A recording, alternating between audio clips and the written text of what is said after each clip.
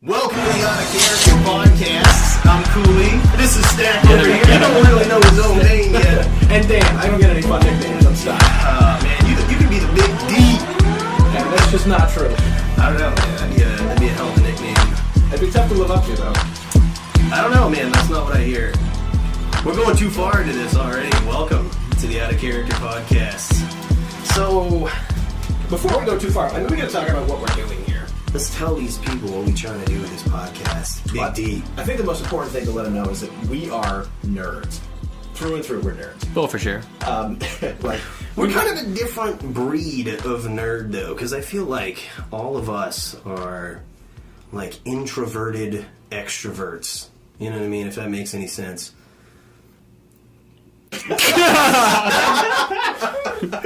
I'm sorry you lost me at intro.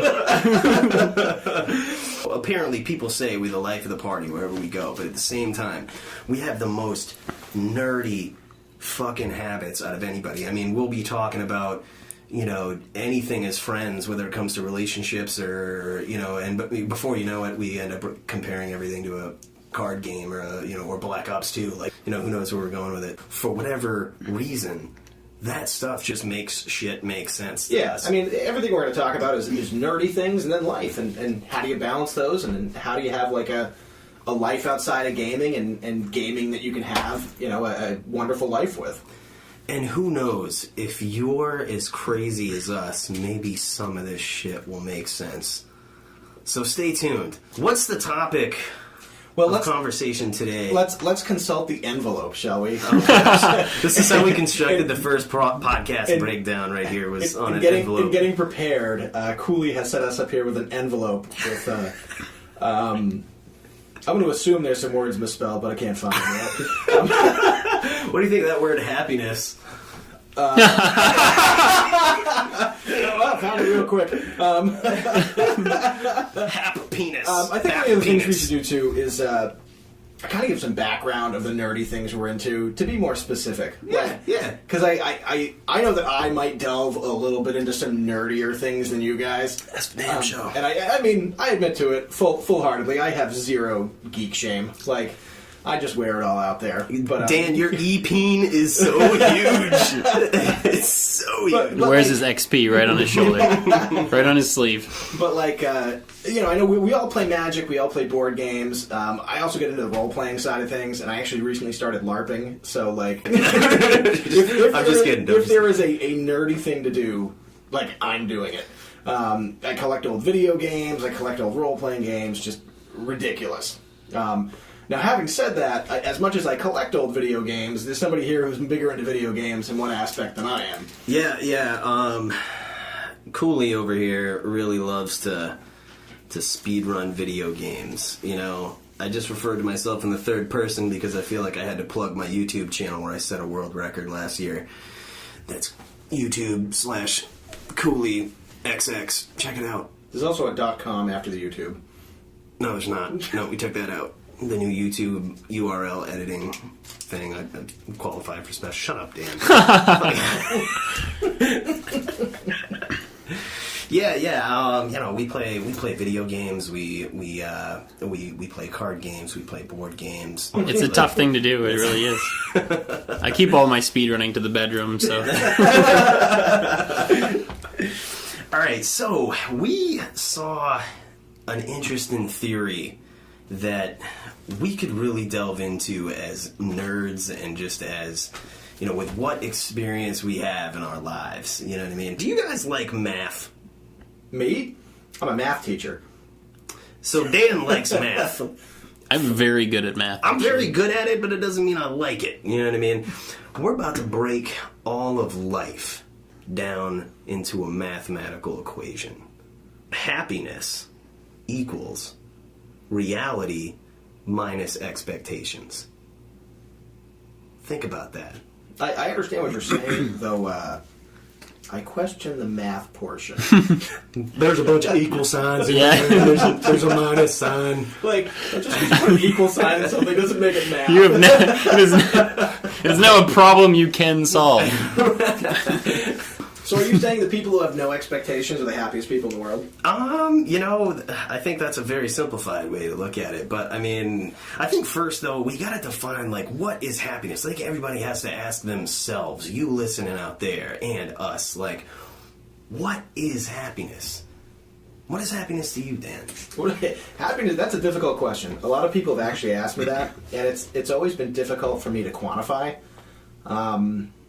But my happiness doesn't exist in me, which is kind of weird. I've always found happiness in experiencing things with other people, and like doing something to make somebody's day a little better, sharing with them something they found cool, making them enjoy something a little bit more, makes me feel better about what I'm doing. And then I feel like I've done something to be more productive, and I feel good about that. It kind of fills me up. Yeah, so you get your happiness from like seeing other people around you happy, spending time with the people that you love, that you care about. Bro, easily. And that's definitely it. Yeah. I don't know. Happiness to me is like it's like some Netflix and chill. I'm just kidding. It's not that. I feel like you're making a profile here. I don't know, man. Like, I just like to be surrounded by people that that love and support you, whatever environment that you're in. That would be happiness to me. I mean, happiness is contagious. I mean, you're around other people that are happy, and you find that yourself, that you are also happy. You surround yourself with people that aren't happy, you're going to find yourself unhappy. So it's all about the situation that you set yourself in. You only get that one life to live, not the soap opera. But you get that one life, so you want to surround yourself with happy, and it will bring you up. You surround yourself with the negative, you're going to find yourself in the negative. Right, and having said that, I mean, none of us are immune to negative. Like, it happens from time to time, for all of us. There's no way of avoiding it. It's that time of year, too, man. Like, you know what I mean? The days are getting shorter. You mean when you go to work and the sun's down, and you leave work and the sun's down? That's right. Like, I woke up today, and I was like, shit. I only have, 4 hours of daylight left. Like, what am I doing with my life? Like, you know what I mean? Like, that's the... we're not immune to the negative, just like you said, man. But, I mean, also in a more worldly sense, always we're going to have shit that happens to us that's going to, put us behind the 8 ball. Stuff that's going to, really, bring us down. People are going to walk out of our lives. Things are going to happen. We're going to lose people. We're going to lose jobs. We're going to lose support. We're going to lose shit in this life, my friends. How do we maintain a positive level of happiness? You know what I mean? Your happiness can be negative or positive. Like, what do you think, Dan? I think one of the biggest things you can do to stay happy is just not play Commander. And the units come in right away. Bring it back to the main fold. No, you need to refine that. See, I can find all kinds of time to be happy with Commander as long as you stay away from LD. That's right. It makes me feel better about myself and happy. Although I go home hated. That's not a consequence of Commander. Ouch. It's lonely at the top. It's lonely at the top. So that level of happiness that we think about, that we personalize, that everybody, you're thinking about what makes you happy, what you surround yourself with, what is your happiness, right? That is based on our equation for today, our super mathematically complicated equation. Is directly affected by your reality and your expectations. Like, hey, does that mean people with no expectations have a great level of happiness? I don't know. What do you think? What does that mean to you? I totally don't buy that. If you have no expectations, you'll never be happy. Because then everything is just what it is. It just happens. Yeah. I have expectations that, I want to surround myself with people who are going to be good people. And if they're not going to be good people, then it's my expectation, even just for myself, that I'm not going to be around those people. Right. I mean, you have to have expectations to succeed in your own happiness. When I first heard that concept of your happiness equals your reality minus your expectations, I thought that same thing. I was like, well, what a shitty way to live your life. If you have no expectations, you're just going to be happy. But then I thought about it. If you think about, the people out there that you see as terrible people because of their level of happiness, it's so far in the negative, and you ask yourself why. And could it be that they're expecting so much more out of life that they're not getting? You know what I mean? Could it be that, could that lead to that negative level of happiness? Like, here's your reality. You grow up being told, like, all your life, like, you can be whatever you want. You can, this is America. You can, America, you can do whatever you want. And then, by the time, like, you're in your mid-20s or whatnot, you realize, like, oh, man, I am not a millionaire yet. Like, what am I doing wrong? We can get caught in that trap, and, like, if we think about it in that worldly sense, that so many of us expect so much more out of their relationships, out of their jobs. Maybe some people feel like they should have met the one by now. You can always take my approach on that one. Yeah. What's your approach, Dan? My approach, I'm going to be single the rest of my life. Like, I'm going to build a big nerd mansion, and I'm going to live with all my nerd friends in Nerdvana, and it's going to be great. That's a great example, though. Like, you're taking your expectation right now, right? Like, you're not a unhappy type of dude. I mean, you are. I often tell people about you, and I talk about, one of the best people to be around, because, you exude positivity, and to have, the expectation, like, hey, I'm gonna be single because I'm happy with that. Like, I'm gonna be single because I'm okay with myself. I'm okay. Like, being in my own company and the company of my friends makes me happy. I mean, if you can't look at yourself in the mirror every day and see, you always see the person that you want to be. And I mean, if you're not seeing that person, then you need to change something. That's what I think. I mean, if you have a positive outlook on yourself, then you can expect that people will see that. It will reflect in the life that you're living. So, one of the things that's frustrating for me in talking about happiness versus expectations is it's not just your own expectations.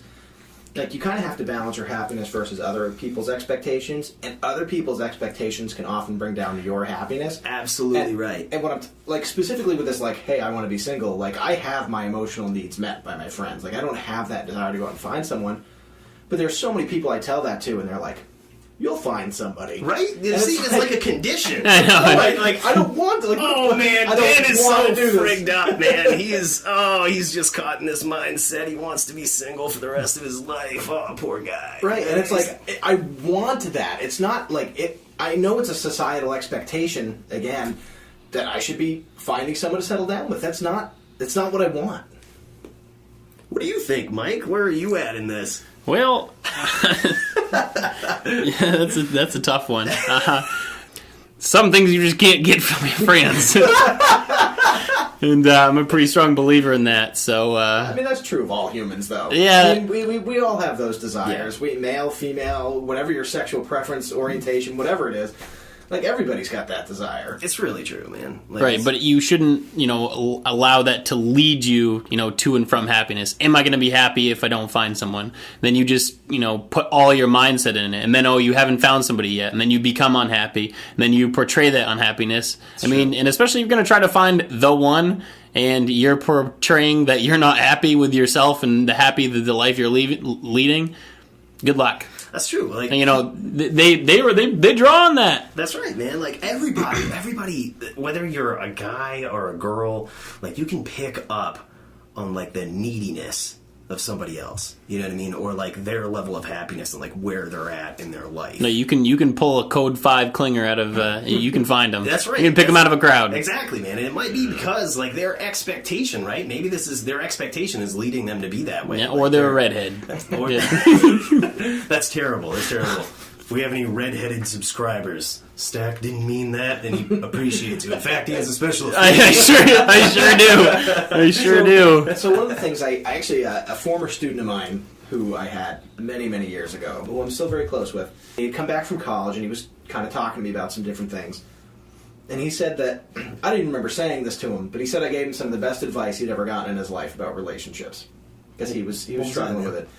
He said that at one point in time I said to him, like, if you're looking for someone who's going to make you happy, you're doing it wrong. And what you need to do is find someone who's going to make you happier. Because if your happiness lives in somebody else, then you're not doing yourself any justice. If you're happy and somebody makes you happier and augments that happiness, That's great. Right. I mean, they have to work twice as hard. You know, they have to try to make you happy and make themselves happy. It's never going to work out. Right. You know, you want someone that's going to be there in your happiness to share it with you. You don't want to be. They don't want to have to be the burden of making you happy and then trying to stay happy themselves. It's true. And also, Dan, you mentioned before, you know, the expectations of other people and what they can do. You know, with relationships, they might look at it like a condition, or even if you look at, like, you know, your parents growing up, right?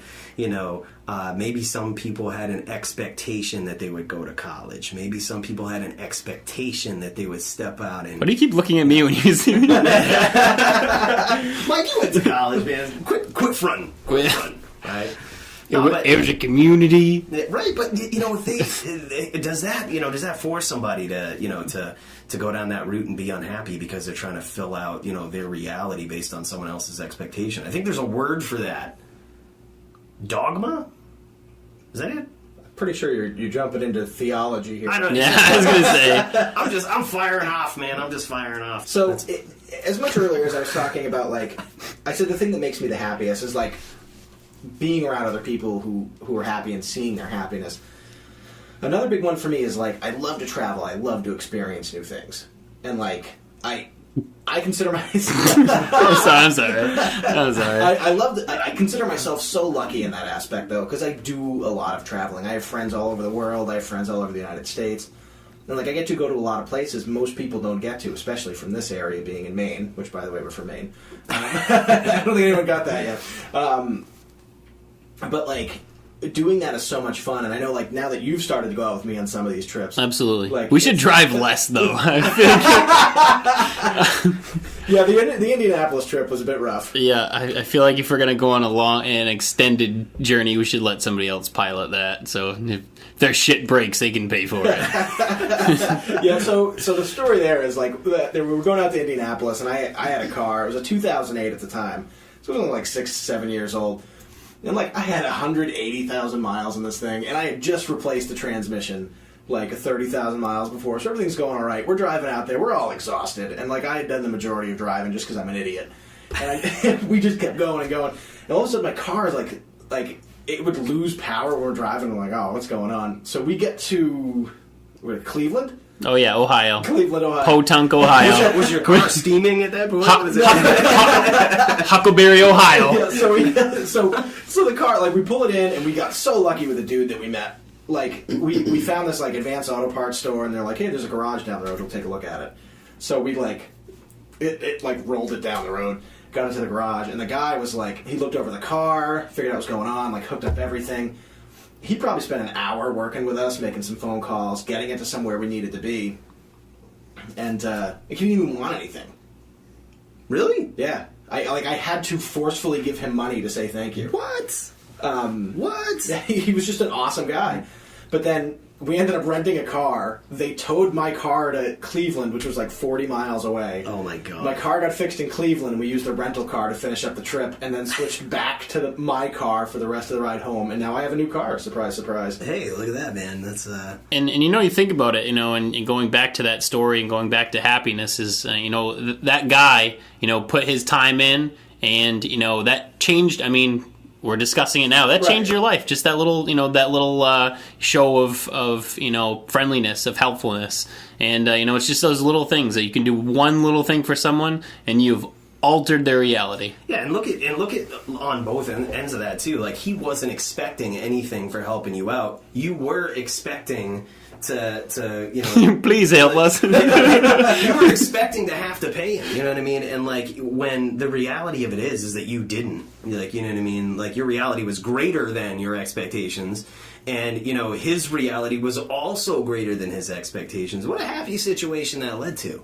You know, minus the 3. Yeah. To get the transmission fixed again. Oh, man. But hey, these are the things. These are the, you know, those are the experiences that make up life. You know what I mean? Like, shit is gonna happen to us, man. That's exactly what we were just talking about.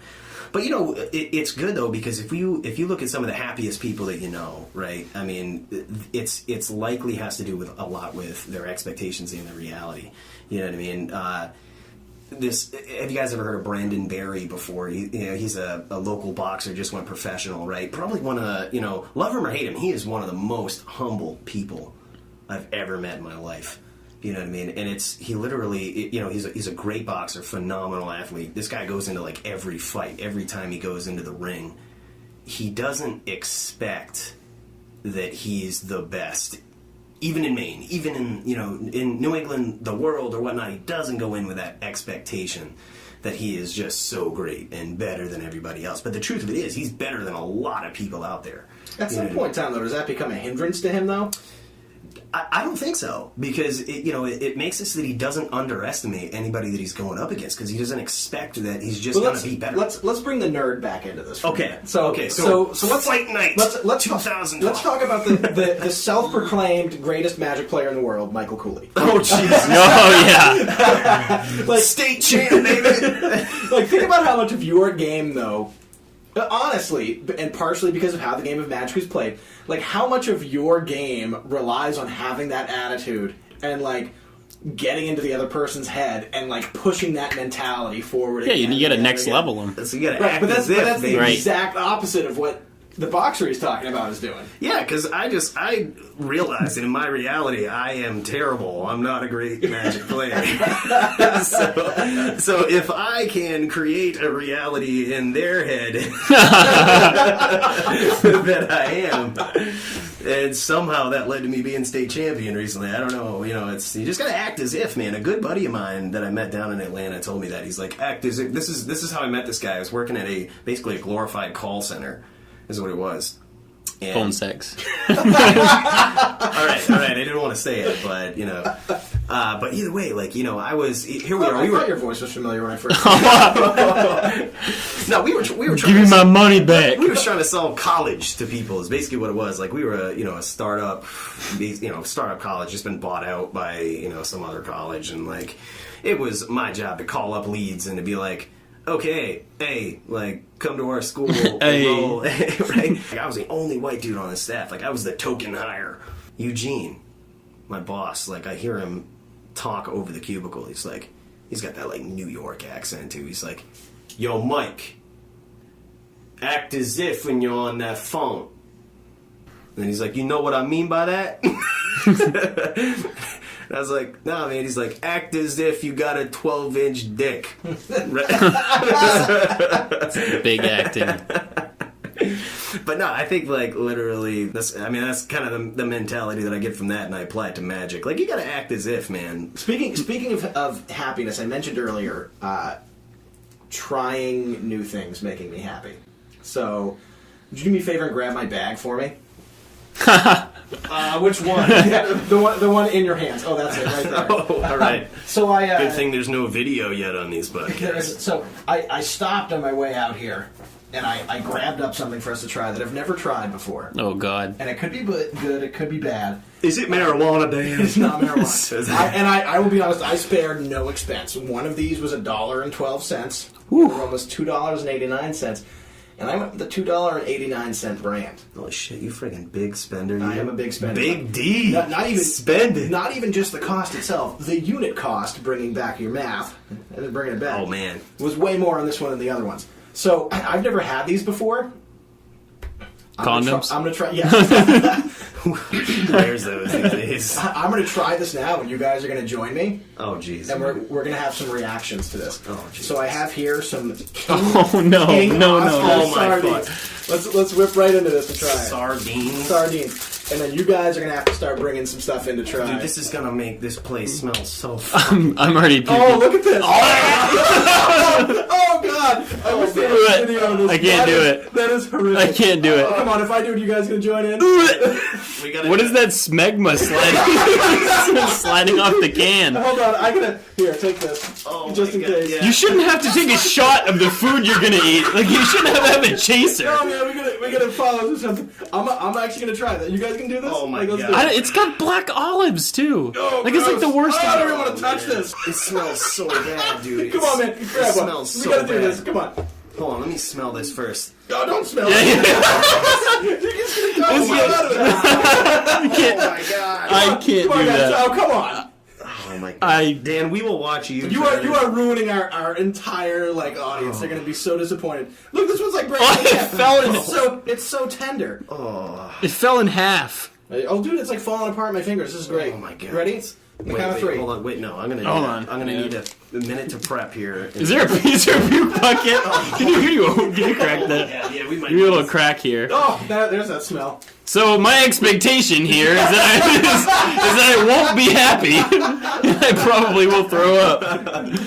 All right, let's give this a shot. All right, boys, on the count of 3. All right, ready? All right, 1. We just swallow it whole. Is that what we have to chew? What is the expectation there? I think you can say I'm going to chew it. Oh my fucking word! All right, 1, 2, 3. You know, to be honest, it's not as bad as I thought. Oh, I would never go out of my way to buy them or eat them ever, but it's not as bad as I thought. I feel like this is what two-ton Tina smells and tastes like. Oh my fucking word! Oh. Hey, smell my fingers. I didn't even lick my fingers after this. I wiped it on my sock. I'm over here. I'm like, oh no. Story of my life. Right? All right. So next time. Oh, and by the way, what we should do is this is going to be our hey, try this. So you guys next time are in charge of finding something. I've got that. I have got that. All right.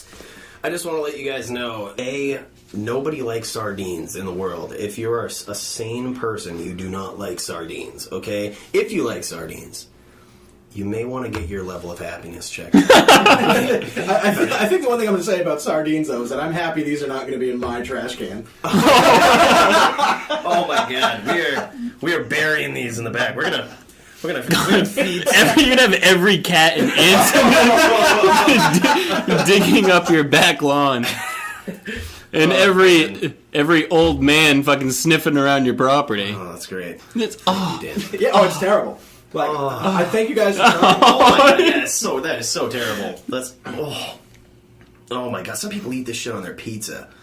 Speaking of nerds, I feel like it would be better on pizza because you'd have pizza. That's Well, I think the thing is, I think the pizza would make the sardines a lot better. I don't feel like the sardines would improve the pizza. No. Oh my god. So I don't want to touch anything. They're like sardini. Oh my god, it smells so bad right now. It's gonna be like my stage performing name, the magical sardini. I can make them disappear in the trash. I can't stop looking at them. They're so disgusting. I'm gonna close this. No, man. Once it's open for good. Oh my god, this is gonna fling. Oh my god. Yeah, angle it that way, please. Yeah, this is coming right at you, Stack. This is coming right at you. Open your mouth right up. Can of sardines flings open here. It looks like cat food, dude. That's the same preservatives used in cat food. I'm pretty sure it's the same preservatives used in bodies, too. You're eating formaldehyde. Well, good. What we're going to do now is bring it to, our final thoughts for the week. We kind of come in at 100 miles an hour with jokes and making fun of each other, ripping on each other, all of this stuff. But sometimes we like to be serious, too. So that's how we're going to end it today. We're going to have a, serious final thought, listen to it, digest it, take it all in, and, let us know what you think as well. People are going to get indigestion. This is a bad idea. Yeah, don't take Not it as all bad in. as what I'm going to get with these. And don't eat sardines, That's whatever you do. Ever. All right, here it is. Final thoughts. What makes you happy? The things that you do, are they really a response to you just not being happy? Those things that you need to do you drink, do you smoke, are those the things that you're doing to pass the time? Are those the things that you're doing to forget about your sadness? Or are you doing things that really make you happy? So many times in life, we can get held back by the expectations that we have of ourselves and by the expectations that others place on us. But our happiness is greater than everything. So much revolves around it. Your job, your relationship, our ability to take risks revolves around our happiness. It revolves around our happiness and our security. And if we have these expectations that we need to be better, we're always going to live with that insecurity that we're not there yet, that our reality does not match our expectations. And that's going to make us timid, scared that we won't meet our expectations, scared that we'll fail. But if you tell yourself, if you say, I'm going to make the best out of any situation and whatever happens, happens. I'm going to try my best. I'm going to take this risk. If I get it, if I win, I win. If I lose, I lose. Don't see that as a failure. If you can do that, then your level of happiness will always be in the positive.